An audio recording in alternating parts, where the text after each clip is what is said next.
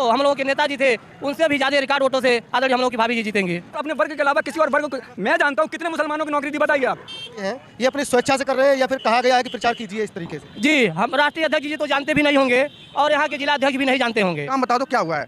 2 साल हो गए बीजेपी में, मतलब विधायक बने दो, क्या एक नहीं, हाँ एक सरकार तो बीजेपी की बनना है और बीजेपी की जीतना है। ठीक है, सिर्फ फट्टा उठाने के अलावा उन्होंने कुछ नहीं किसी भी दिया, जो भी दिया अपने विशेष वर्ग के लिए किया है। सफाई जाएगी और कुछ नहीं आने वाला है। क्या कहना चाहेंगे बताइए? हमारे गांव देश के जनपद मैनपुरी में और यहाँ लोकसभा चुनाव जो है जोरों शोरों पर है। भाजपा अपने दावे ठोक रही है कि वो इस बार जो है चुनाव जीतेगी और सपा अपने दावे ठोक रही है। इसी के चलते यहाँ पर एक साइकिल खड़ी हुई है और इस साइकिल में ये सपा के जो हैं समर्थक हैं और ये साइकिल पर झंडा लगाए हुए हैं और इसमें क्या आगे लिख रखा है इन्होंने, धरती पुत्र मुलायम सिंह यादव अमर रहें अमर रहें, जय समाजवाद जय अखिलेश।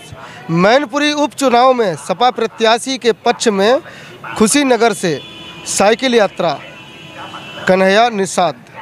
अच्छा, तो क्या नाम हुआ आपका?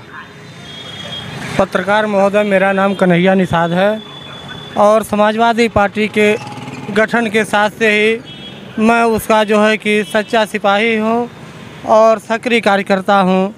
हम लोगों के जो श्रद्धेय नेताजी ने माननीय मुलायम सिंह यादव जी जो अब स्वर्ग को चले गए हैं, उन्होंने देखा गरीबों मजलूमों के और दलित पिछड़ों के समाज के दबे लोगों के लिए यह पार्टी को तैयार किया और यह पार्टी प्रदेश में बहुत ही इन समाज के लोगों के लिए काम किया है।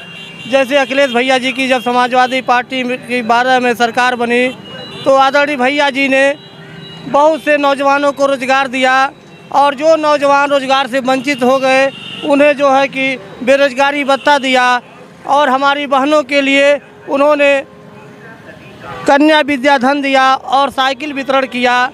तमाम गरीब में जो बचे हुए लोग थे उन्हें जो है कि स्वास्थ्य के लिए 102 और उसके बाद 108 नंबर दिया और समाज की सुरक्षा के लिए उन्होंने डायल 100 दिए। बताइए, ऐसी समाज की सेवा करने वाला कोई बिरला ही मुख्यमंत्री हो सकता है। अच्छा, कहाँ से कहाँ जा रहे हैं आप? जी, मैं कुशीनगर से 14 नवंबर को ये अपनी साइकिल यात्रा लेकर निकला हूँ और जो मैनपुरी लोकसभा का उपचुनाव हो रहा है जिसमें सपा के राष्ट्रीय अध्यक्ष माननीय अखिलेश यादव जी ने अपनी धर्मपत्नी आदरणीय डिम्पल यादव जी को प्रत्याशित बनाया है और यहाँ जो है कि चुनावी समर में मैं अपनी साइकिल लेकर के दौड़ रहा हूँ। मैं यहाँ जो है कि 23 तारीख को आ गया। 2 दिन मैंने जसवंत नगर विधानसभा में अपनी साइकिल से प्रचार प्रसार किया और मैं हर विधानसभा में अपनी ये साइकिल को लेकर के जाऊंगा और माननीय डिम्पल यादव जी के लिए वोट की अपील करूंगा और वोट बीतने के बाद से काउंटी के बाद ही मैं वापस अपने गृह जनपद कुशीनगर को जाऊंगा। अच्छा, रात में भी ऐसे ही रहते हैं आप? जी नहीं, रात में मैं कपड़े पहन लेता हूं, रात में प्रचार बंद हो जाता है।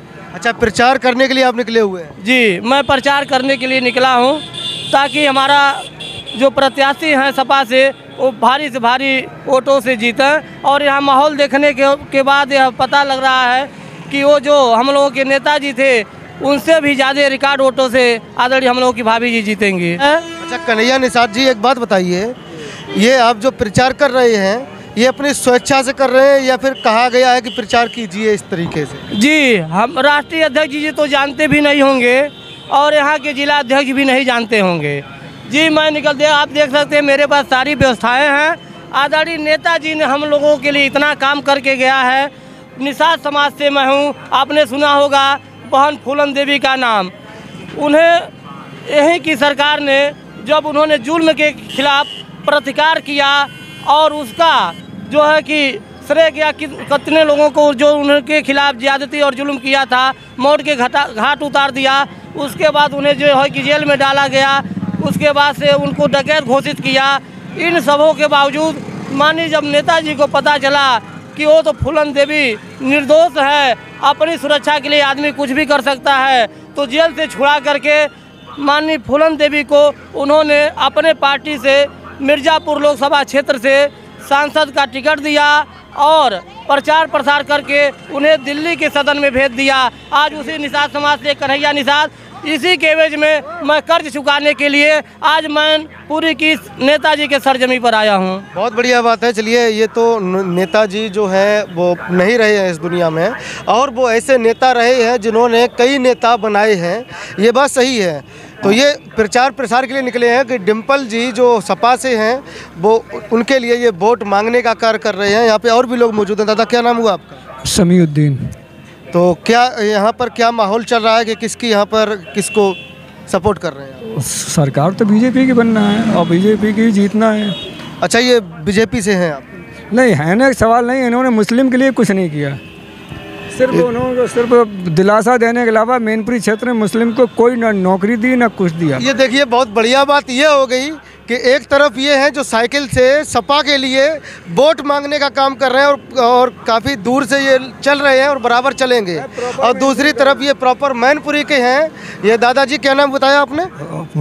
डॉक्टर समी के नाम से फेमस है। डॉक्टर समी के नाम से ये फेमस हैं। चलिए, डॉक्टर साहब जो हैं वो कह रहे हैं कि सपा जो है उन्होंने जो है कार्य नहीं किया और कई ऐसी समस्याएं बता रही है, भाजपा का सपोर्ट कर रहे हैं। के लिए कोई कार्य नहीं किया, सिर्फ फट्टा उठाने के अलावा उन्होंने कुछ नहीं किसी भी दिया। सो भी दिया अपने विशेष वर्ग के लिए किया है, मुस्लिम को कोई कुछ नहीं दिया इन्होंने। यह मैनपुरी के इतिहास की बात बता रहा हूँ मैं आपको। अब ये भैया बाहर रहते हैं, इनको मैनपुरी के बारे में तो कुछ मालूम नहीं है। प्रॉपर मैनपुरी की मैं बात बता रहा हूँ आपको। अच्छा, मैनपुरी क्या माहौल है? मैनपुरी तो जीतेगी तो भाजपा जीतेगी। अच्छा, भाजपा जीतने का दावा कर रहे हैं। आपका क्या नाम हुआ? वो दादा कह रहे हैं ना मैनपुरी में कुछ काम नहीं हुआ। मैं रह रहा हूँ 7th क्लास से। नहीं दादा, एक मिनट, विशेष वर्ग की बात। इधर आ जाइए, इधर आ जाइए, थोड़ा इधर आ जाइए, इधर आ जाइए। नहीं हो रही है, काम तो नेताजी का है, लेकिन विशेष वर्ग की बात है। उन्होंने सिर्फ अपने वर्ग के अलावा किसी और वर्ग को, मैं जानता हूँ कितने मुसलमानों की नौकरी दी, बताइए आप। एक बात मैं वही तो बता रहा हूँ, एससी ने, मायावती जी ने एससी को बहुत सपोर्ट किया। अच्छा, आप क्या कह रहे हैं? मैं ये कह रहा हूँ, आपका क्या कहना है? एससी में बहुत सपोर्ट मिला है। बल्कि मैं यहाँ छोटे से रहा हूँ, जब ये सिंगल रोड थी यहाँ पे, तब मैं 4th-5th में था, तब से काम ही हुआ है मैनपुरी में। बीजेपी के भी विधायक बने हैं, तब से एक काम सिंगल बता दो। 2 साल हो गई हैं, एक सिंगल काम बता दो क्या हुआ है। 2 साल हो गए बीजेपी में, मतलब विधायक बने क्या एक नहीं, हाँ 1 साल। अब उनका कहना है, दादाजी मेरी बात सुनिए, उनका कहना है एक काम बता दीजिए, एक काम बता दीजिए। कितनी गोलों और उस पर काम चालू होने जा रहा है। ग्रीन रोड बनने जा रहा है। माननीय मुलायम सिंह यादव के नाम से ही है। मुलायम सिंह नाम से ये बिल्कुल अलग रहेगा, अलग की बात है। लेकिन अब जो देखना जो आगे होता वो अब क्या होता उसको, यहाँ से सफाई जाएगी और कुछ नहीं जाने वाला है। हम ये कह रहे, जब से मोदी जी आए हैं तब से लाइट पहुंची है उस गांव में। सपा सरकार मोदी जी आए तब से लाइट पहुंची है। केवल 15 किलोमीटर आओ, एक ही गांव नहीं है, करीब 10 गांव आपको गिना सकते हैं जो 2014 के बाद लाइट पहुंची है उन गाँव में, हमारी बिल्कुल बगल के गाँव में। अच्छा, कौन सा गाँव है आपका? मोदी के आने के बाद जो काम हुआ है हमारे इधर तभी हुआ है। कौन सी विधानसभा पड़ती है? भोगांव। गोगांव विधानसभा से ये हैं, ये मैनपुरी विधानसभा से हैं, और ये 2 लोग जो हैं ये भाजपा का सपोर्ट कर रहे हैं, भाजपा के लिए बोल रहे हैं, भाजपा की यहाँ पर सीट बनेगी। और ये जो भाई खड़े हुए हैं, इनका कहना कि यहाँ पर रोड जो है वो अब ये बनी हुई है जो कि भाजपा की सरकार में नहीं थी। मैं छोटे से पढ़ रहा हूँ, मतलब मैनपुरी में नहीं, मैंने काटी है, हॉस्टल में पढ़ा हूँ। आपने अखिलेश भैया ने जो वहाँ से निकलवाया वो इधर से भी निकल सकता था ना। ये हमारा जो है, पहले मेरी सुनो, ये जीटी रोड जो है कई साल से पड़ा रहा, ठीक है। जब ये बीजेपी सरकार आई 2017 में, तब जाके ये 4 लाइन हुआ है। ये कानपुर वाला, एटा वाला है, सब पता है। मैं अपनी जवानी में ठहरा हूँ, मतलब अपनी उम्र की बात कर रहा हूँ। जब से मैं आया हूँ मैं बता सकता हूँ, उन्होंने सीधा सैफी के लिए डायरेक्ट जोड़ा, जो उन्हें सैफी के लिए फायदा हुआ उन्होंने वही विकास किया है। मेरी आपसे दुगनी उम्र है और मैं मैनपुरी के इतिहास के बारे में जानता हूँ। मैनपुरी का इतिहास क्या रहा है? मैनपुरी का इतिहास मुलायम सिंह के दौर में जो रहा वो तो रहा, लेकिन आज के दौर की बात करें, आज का जो भी दौर है वो बीजेपी का है। नहीं, लेकिन सपा की सरकार जब थी, सपा की सरकार में ये रोड बनाई गई, ये लाइटें लगाई गई, ये जो मतलब कि बहुत जो मैनपुरी का ये जनता यहाँ की बोल रही है। सुनिए, जनता यहाँ की क्या बोल रही है, वो अपने अपने सबके विचार अलग अलग होते हैं, ठीक है ना। लेकिन यहाँ जो एक विशेष वर्ग के लिए एक काम करते हैं, अदरवाइज जिनका अल्पसंख्यक वोट ले उनके लिए उन्होंने क्या किया बताइए आप। कोई डिटेल है? कितनी नौकरियां इन्होंने अल्पसंख्यक को दे दी? आप बताइए। भाजपा ने कितनी दे दी?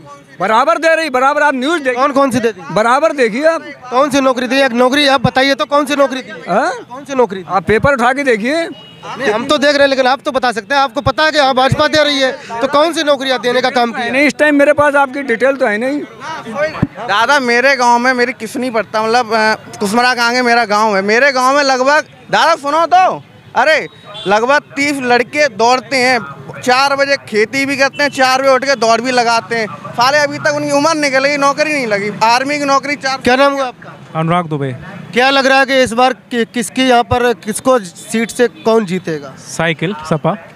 साइकिल, ऐसा क्यों? उन्होंने काम किया है नेताजी की। ये मतलब पुरानी सीट यहाँ मैनपुरी उन्हीं के नाम से जानी जाती है। कौन जानता था मैनपुरी को? अच्छा, भाजपा सरकार तो कह दी है कि कई सारी नौकरियां दी हैं। कौन कौन सी नौकरी? कहाँ दी है नौकरी? हम कहाँ बेरोजगार घूम रहे हैं, कहाँ दी नौकरी भाई? कोई नौकरी नहीं मिली है। 4 साल की आर्मी की नौकरी 4 साल की है। हमारी चलो 19 साल मेरी 18 मुंटर हो गई। 2 साल मेहनत हो गई, 19-22 में पहुंच गया। 4 साल मेहनत करूंगा तब तक मेरा ब्याह हो जाएगा। 28 साल में ब्याह हो जाएगा, तब उसके बाद मैं क्या करूंगा? उम्र तो मेरी, मतलब शादी करनी है। बात कह रहा हूँ मैं, एक बात कह रहा हूँ जो 4 साल की नौकरी की बात कर रहा हूँ। 18 साल में बच्चा 12th पास करता है, 2 साल अपनी तैयारी करेगा, फिर उसके बाद नौकरी मिले ना मिले 4 साल करके 18 साल में एक, मतलब 28 साल में एक लड़के की शादी होती है। उसके बाद वो क्या बेरोजगार फिर हो गया क्या? चलिए भैया और आए मोटरसाइकिल से। क्या नाम हुआ भैया आपका? गोलू मिश्रा। क्या लग रहा है इस बार मैनपुरी जो लोकसभा की जो चुनाव है, उसमें क्या उम्मीद है कि भाजपा या सपा जीतेगी? सपा ही। वैसे वोट तो हम भाजपा को ही देंगे। जीतेगी सपा, वोट भाजपा को देंगे, ऐसा क्यों? ऐसा है, जुड़े हैं शुरू से भाजपा से। मज़ेदार आदमी है, क्योंकि इन्होंने कहा है कि जीतेगी सपा लेकिन वोट हम देंगे भाजपा को। तो ऐसा क्यों आपको लग रहा है कि सपा जीतेगी अगर आप वोट भाजपा को देंगे? अब हम तो वोट सब भाजपा को ही देते हैं शुरू से ही। अब जीत रही सपा है। अब यहाँ उनका गढ़ भी है, मैनपुरी है। अच्छा, मैनपुरी तो है, लेकिन जब कन्नौज भी उनका गढ़ रहा है। वो कन्नौज तो बहुत दूर पड़ जाता है। नहीं, कन्नौज भी उनका गढ़ रहा है। कन्नौज में जैसे कि उनका सपा का दावा जो था कि हर सीट उनकी होती थी सपा की, लेकिन वहाँ भी भाजपा कब्जा है। यहाँ पे नहीं होगा।